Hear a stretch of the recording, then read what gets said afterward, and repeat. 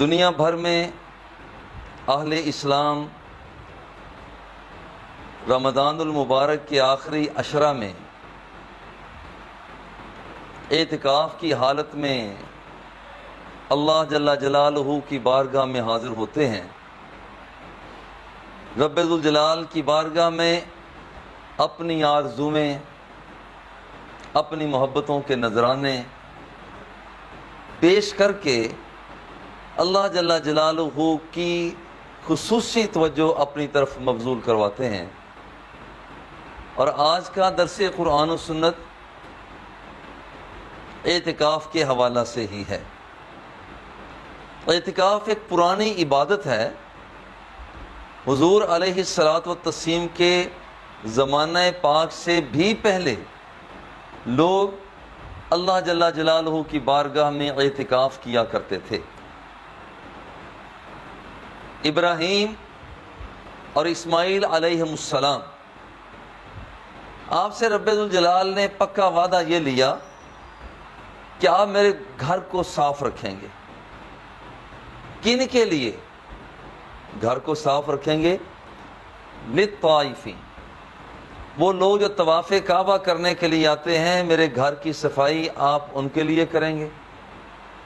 والعاکفین، جو آ کر اعتکاف کرتے ہیں گھر کی صفائی ان کے لیے کریں گے۔ والرکع السجود، رکوع سجدے کرنے والے جو ہیں ان کے لیے آپ صفائی کریں گے۔ تو یہ اعتکاف کرنا یہ کچھ جدید عبادت نہیں، بلکہ یہ پرانی عبادت ہے جس کا ذکر اللہ جل جلالہ نے حضرت ابراہیم اور اسماعیل علیہ السلام کے حوالہ سے بھی کیا۔ اعتکاف کا لغوی معنی ہے اپنے آپ کو الگ کر لینا۔ ایک بات، کسی کی طرف بھرپور توجہ کرنا اور ایسی توجہ کرنا کہ چہرہ ہٹنے نہ پائے۔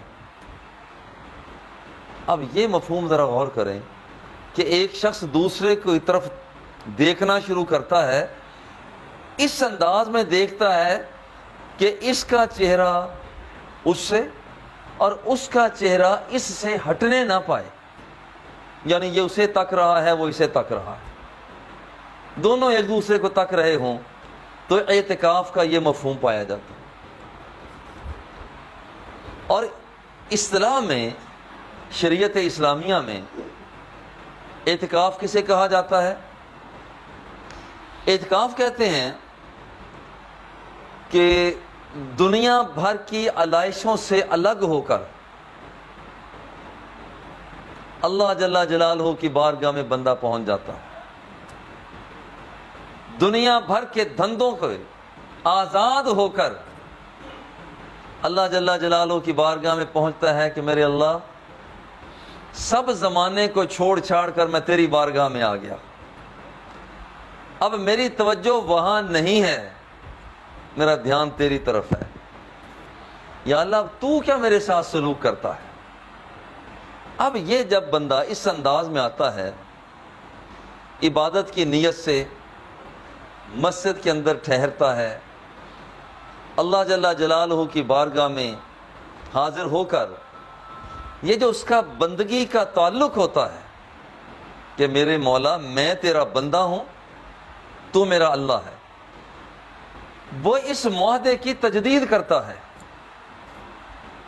اور یہ بندہ جو اس معاہدہ کی تجدید کرتا ہے کہ میرے اللہ، اب میں سارے زمانے کو چھوڑ کر تیرے دامن سے وابستہ ہو گیا ہوں، اللہ جل جلالہ کی چاہت بھی یہی ہے کہ میرا بندہ اس انداز میں میری بارگاہ میں آئے۔